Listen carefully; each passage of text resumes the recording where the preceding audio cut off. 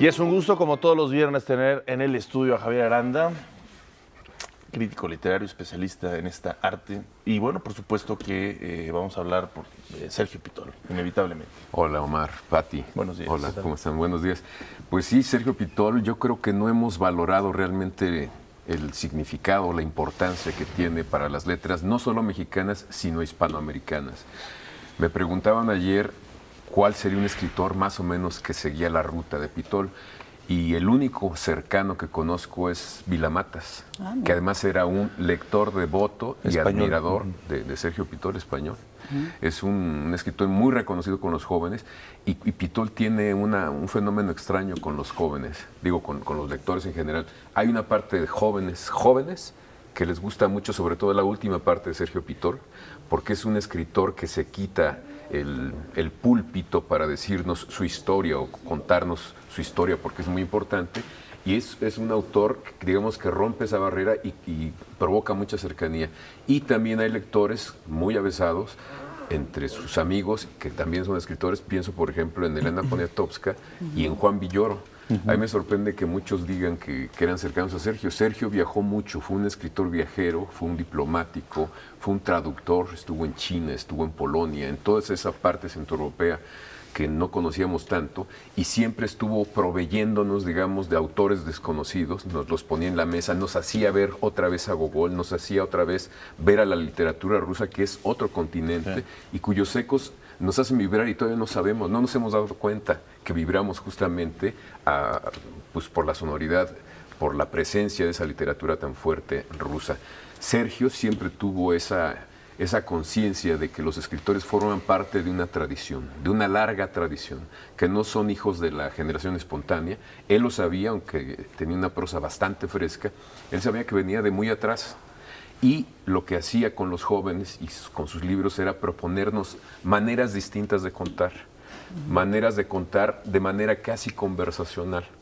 Es decir, sin pedantería, y como en toda conversación entran algunos datos duros, entran algunas reflexiones de otro, rescatas la memoria de alguien más, que en este caso eran autores también literarios, escritores no muy conocidos, y con todo ese material, digamos, Sergio Pitol lo que hacía era contarnos varias historias, y además hacía algo que muy pocos escritores logran, y es involucrar tanto a los lectores para que ellos mismos den, digamos, el resultado final de la novela. Pacheco decía que el lector es el que termina de escribir los textos al leerlos. Sergio Pitol se la tomó en serio y nos pone varias pistas. Esto es muy notorio en El desfile del amor, que es una novela policíaca. 1940, México rompe relaciones con Alemania, México se llena de alemanes, tanto nazis como comunistas, llegan los refugiados españoles, digamos, es un cóctel muy, muy vivo, con muchos intereses, y eso lo retrata muy bien Sergio Pitol para contarnos el caso de un asesinato que no resuelve la novela policíaca que nos propone, es una novela de enredos también, es una comedia a fin de cuentas, en donde nos muestra que todas las pistas pueden llevarnos a ninguna parte, o alguna, pero eso lo tiene que decidir cada lector según su capacidad de análisis, según también las referencias que tenga para seguir las propuestas narrativas que nos propone. Me gustaría que nos hablaras un poquito más de esta generación de la cual formó parte Sergio Pitol, ya das dos nombres, Elena Poniatowska, José Emilio Pacheco, pero ¿cómo era qué impacto tuvo Sergio Bueno, Pitol? fue una generación interesante porque buscó cada uno desde su ámbito renovar, digamos, el uso del lenguaje para acercarse a los lectores. Elena Poniatowska, a través de la crónica, y Carlos Monsiváis también, pusieron, digamos, la crónica no era un género en los 50 así muy popular. Tú decían, tú eres cronista, yo soy novelista, ¿no? Y siempre lo veían como para abajo. Y ellos pusieron, digamos, la narrativa de la crónica en el centro, al grado de que ahora academias como la sueca premian también a cronistas como a Svetlana, ¿no? ¿Por qué? Porque finalmente nos están contando historias de manera muy fuerte, con mucha información, y nos hacen ver que qué bueno que cuenten historias, aunque sean de la vida real. No es malo. Tienen la capacidad para, de la realidad, arrastrar cosas y contarnos los cuentos de todos los días con personajes de carne y hueso.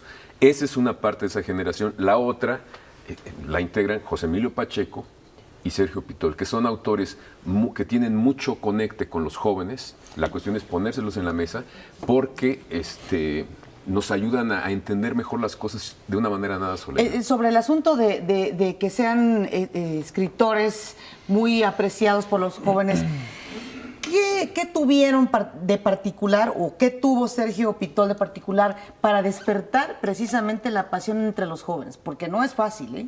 No, no es fácil. Se quitó la solemnidad y recuperó la vieja tradición literaria que es Cervantes, le dieron también el premio Cervantes por eso, de recoger, si ustedes ven el Quijote, en el Quijote hay discursos morales, hay discursos políticos, hay poemas, hay reflexiones, hay narrativa, hay mucha Varios risa, géneros. mucho humor. Claro, y eso claro.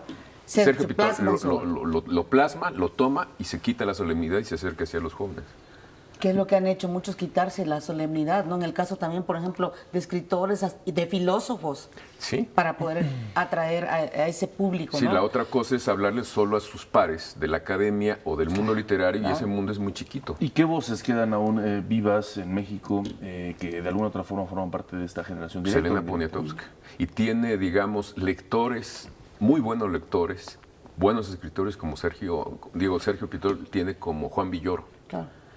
Tuvo una amistad de más de 40 años con Margot Glantz, que ella sí es otra tradición literaria, pero en Juan Villoro yo veo muchas reverberaciones de las propuestas literarias de Sergio Pitol. Él dice, lo ha confesado, que le gustaría acercarse a la prosa de Sergio Pitol. Yo creo que por momentos lo logra porque la propuesta de Juan es otra, es diferente, pero algunas reverberaciones yo veo en los textos de él.